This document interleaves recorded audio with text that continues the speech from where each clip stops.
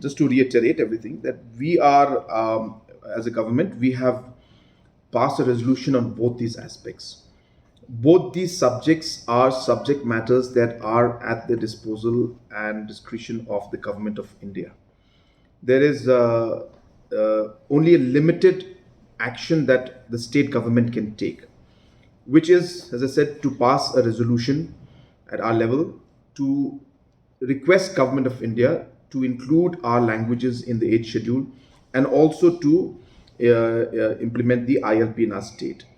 So that resolution has been taken by our government, which shows the commitment from our side to move this forward.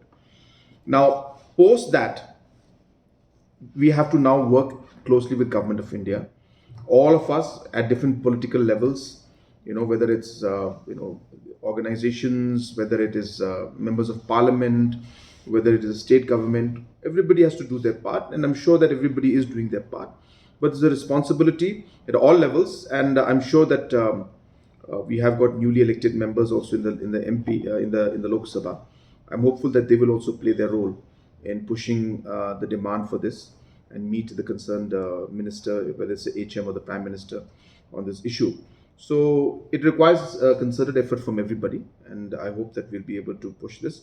From the government side, we are continuously moving on this, and there's continuous pressure from our side to Government of India to include our languages in the 8th schedule and also to implement the ILP. The point out. It is very simple. I mean, for us to be able to get that, Government of India has to be convinced about this whole issue that is there. And I'm sure that not only that, number two, also the Government of India has to see the impact of a decision that will have on the larger landscape of the country.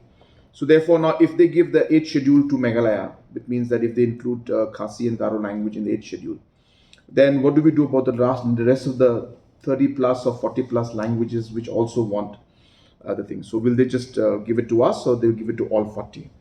Now, if they give it to all 40, will it be possible to implement it? Because 8th schedule means that, in Parliament also you can speak, you can give communications in that language, then that examinations can be held in the language, research and thing is done.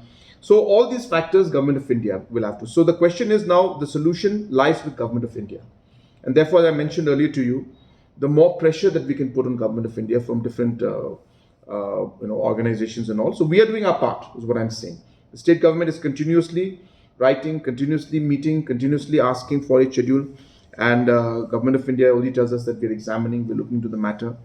So that's what it is. So ultimately, decision lies with Honorable Prime Minister, and as I said, the maximum that we could do as a state government, apart from writing letters every now and then, was to pass a unanimous resolution in the House. That is the max what we can do, and that's what we have already done, and we have passed. So these resolutions were not passed before our time. It was passed during our time. So therefore, that shows the commitment that we have to this issue, to both the issues, and we have passed this resolution and put it forward. And now it's for Government of India to take the call. Well, So